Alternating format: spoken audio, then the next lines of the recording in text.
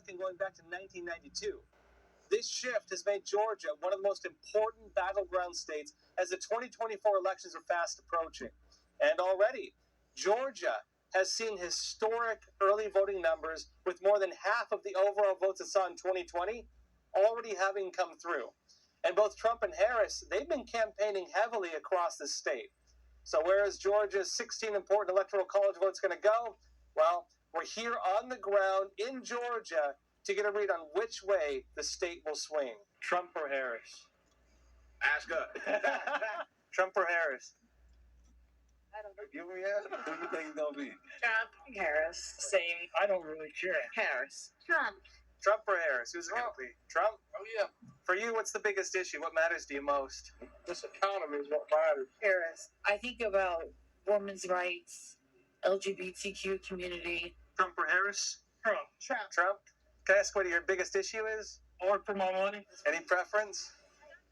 I prefer Jesus Christ. Talking with voters here, we've heard similar concerns across the board. The economy, the cost of living, and abortion. But where they stand on these issues is determining which candidate they support. Trump or Harris, which do you prefer? Harris, for sure. What about you? What do you think? Harris. What issue matters the most? Women's rights. Women's rights? Women's rights. Women's Mhm. rights, And caring about the middle class. Caring about middle class. Middle class for sure. Middle class? Yeah. Trump, 100%. Trump 100%? Yes. It's definitely gonna be Trump. For you, what is the biggest issue? Oh gosh, I think women's rights comes up a lot, like about abortion and things like that. I'm a college student. Just like the state of our economy, trying to get groceries and like get through the week, that's a struggle. And gas, it's crazy. What about for you? What are the biggest issues? Gun rights. Folks, Trump or Harris? Who's it going to be? I go for Trump. Trump? Yes. What issue matters to you within Georgia's demographics, which the census ranks 9th in the nation as the most diverse? One big issue that's making headlines is that black voters are beginning to shift towards Trump. Now, back in 2020, black voters were credited with helping Biden win his narrow victory in Georgia. And this came down to high voter turnout in a few different counties. That's Fulton, DeKalb, and Clayton, which are located in and around the big city of Atlanta.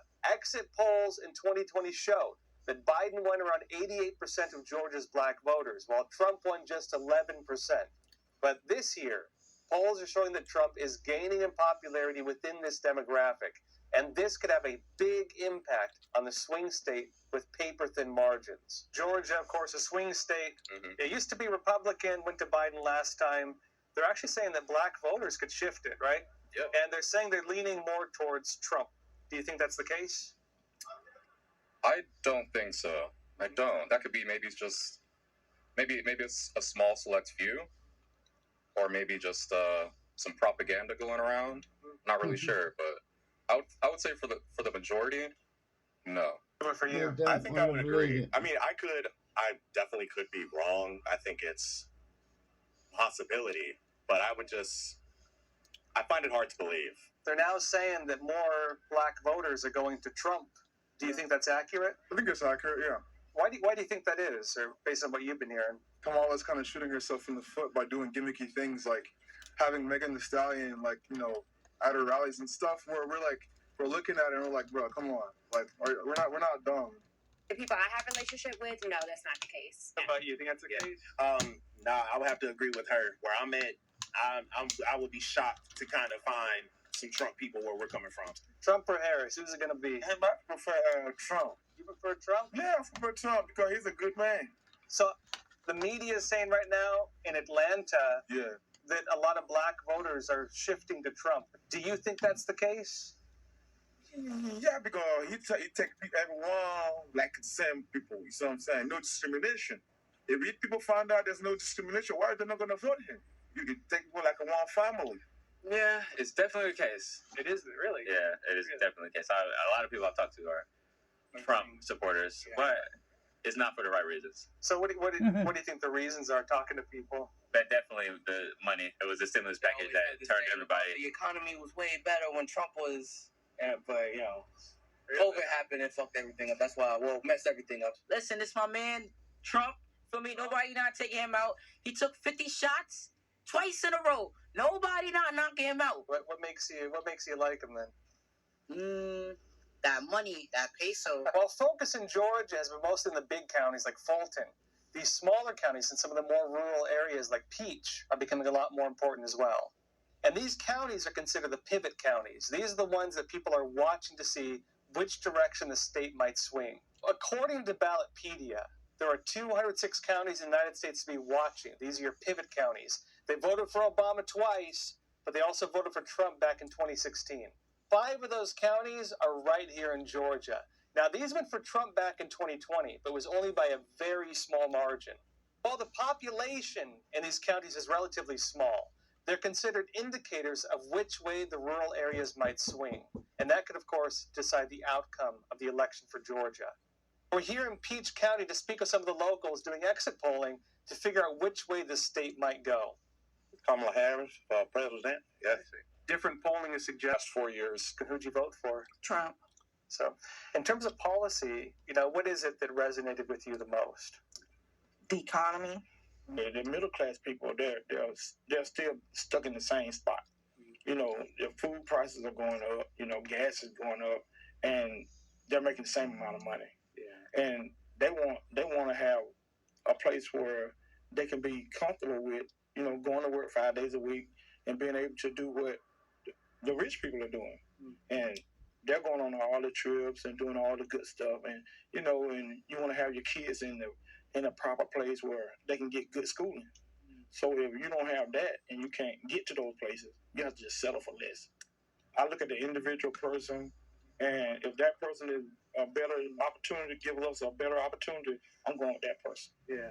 I'm not going with somebody just because he's Democrat or Republican. I need somebody that's going to help the people out. If you were to vote right now, who do you think it would be? Probably God. I'm not gonna give who I'm gonna vote because that's my option. But it's got to be a better way for us to live. With the 2024 elections just around the corner, political divisiveness is something we're hearing about constantly. However, for the voters we spoke to on the ground in Georgia, many said this is not healthy for America, that we need to put away this divisiveness and find a way to come together as a country. What's your opinion on the state of the political system in this country right now? It's kind of scary. Either way, I believe in Jesus, so I feel like we'll be fine. But yeah, either way, it is scary, and so you just have to trust that whatever decision you're making is going to be the best one. Yeah. Current state of our country. Yeah, I would say that we definitely are in a place of division really right now, and I think it's just really a constant battle of just trying to figure out who's going to kind of be the better side, and it's a lot of kind of lesser evil type of situation and stuff, but I think we're at a place that it's not impossible for us to come out of that, but I think right now it's not really the best space. It needs to get back on track. We're divided, and we need to come together, put things aside, be as adults as we're raised and taught to be, and come together and talk and stop being following people. Find out what you want, and let's see if we can work together to get that common ground. We're lost. Yeah, I think it's too divided. It's not one nation, it's a divided nation. At the end of the day, we all have similar goals in life. We just want to be free and we want to live our lives in happiness.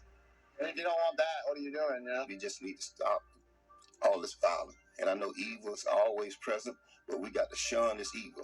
We got to continue to do good, and overcome evil with good. Be good to your neighbor. Love your neighbor as yourself. Everybody can make it if we stand like that. The government can make it different, but we got to put that out from the top and let it flow down to the bottom. Well, the elections are just around the corner. Polling is still very close, and so we'll have to wait and see which way Georgia will swing.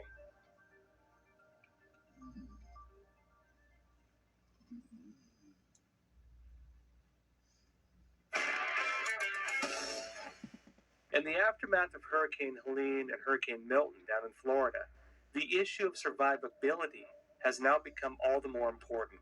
We talked to EJ about what to do to prepare for another emergency. It all starts with what we call PACE. Have a primary, an alternate, contingency, and an emergency. And you plan those 4 things in PACE for everything, whether it's the plan, whether it's items, so that you got backups to the backup to the backup. And in the wilderness, as well as in this event, you want shelter and security, water, fire, and food. Those are 4 critical things that these folks need. The other thing people forget about is your vital paperwork. So you want to have that in a big Ziploc bag, like your freeze dryer bag. You want to have your marriage licenses, your birth certificates. You want to put your wallet in there, a self-inflatable raft, and a life jacket for every member of the household. I go by Jackie. I'm 44 years old. I had 3 kids at the time, and single mother. I was working 60 hours a week, still couldn't pay the bills, skipped meals so that they could eat.